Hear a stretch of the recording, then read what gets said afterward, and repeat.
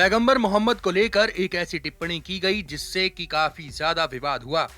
भारत में कई शहरों में टिप्पणी का विरोध जताया गया और मांग की गई जिस नेता की ओर से इस तरह की विवादित टिप्पणी की गई है उन्हें बाहर का रास्ता दिखाया जाए। खैर, कार्रवाई भी हो गई, लेकिन विरोध कम नहीं हुआ और इसमें एंट्री हो गई बाहरी देशों की भी, खासकर अरबी देशों की। अरब के देशों ने भारत सरकार के सामने विरोध जताया और इसमें सबसे आगे रहा कतर। वो कतर जो आज से नहीं बल्कि कई सालों से भारत विरोधी एजेंडों में शामिल रहा है। आपको ये भी बता दें कि कतर ही वो देश है जिसने न केवल भारतीय राजदूत को तलब किया था बल्कि भारत सरकार से माफी मांगने के लिए भी कहा था। दावा ये भी किया जाता है कि कतर की बहुत पहले से ऐसी कोशिशें रही हैं कि वो भारत विरोधी एजेंडे चलाए और विश्व पटल पर होने वाली भारत विरोधी बातचीत में भी कतर का काफी योगदान रहा है। खासकर बीते 11 सालों में कतर की ऐसी हरकतें बढ़ी हैं। पैगंबर मोहम्मद पर टिप्पणी के बाद हो रहे विवाद के बाद इन हरकतों में इजाफा हुआ है। पाकिस्तान और तुर्की के साथ कतर के गठजोड़ की चर्चा तेज हुई। आपको बता दें कि इन तीन देशों की कोशिश है कि जियोपॉलिटिक्स को ये मिलकर प्रभावित कर सकें। तुर्की और कतर के अंदर अरब देशों में खुद को सबसे बेहतर देश बनाने का सपना पल रहा है। दोनों ही सऊदी अरब और यूएई को टक्कर देने की कोशिशों में रहते हैं और पैगंबर के मुद्दे पर नेतागिरी करने की फिराक में भी हैं।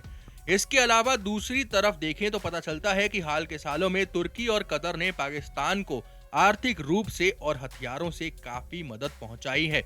वहीं भारत के सऊदी अरब और यूएई दोनों से ही अच्छे रिश्ते हैं। अब कोशिश ये भी है कि भारत की इन देशों के साथ जो दोस्ती है उसे तुड़वा दी जाए या फिर उसे प्रभावित किया जाए।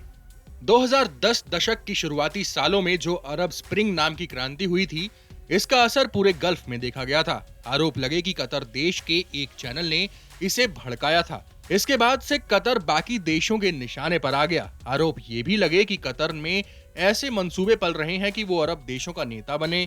इस कारण वो सऊदी और ईरान जैसे देशों के निशाने पर भी आ गया था। साल 2017 में तो कतर के सऊदी, बहरीन, यूएई से रिश्ते इतने खराब हो गए थे कि तुर्की ने अपनी सेना को कतर भेजा था ताकि कोई हमला हो तो जवाब दिया जा सके।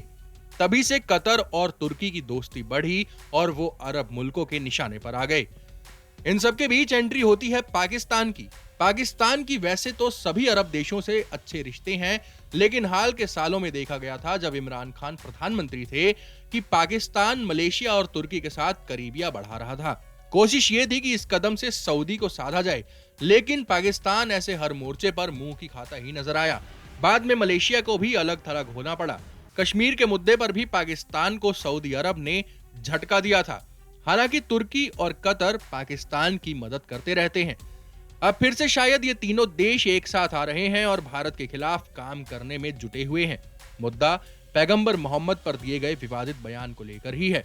एक तरफ इन देशों की ओर से हो हल्ला किया जा रहा है तो दूसरी ओर भारत के नागरिकों को भी ये समझ में आ चुका है कि इन तीनों देशों की नीयत आखिर कैसी है और शायद इसलिए भारत में भी कतर का विरोध शुरू हो गया है। टाइम्स नाउ नव भारत डिजिटल ओरिजिनल्स की रिपोर्ट।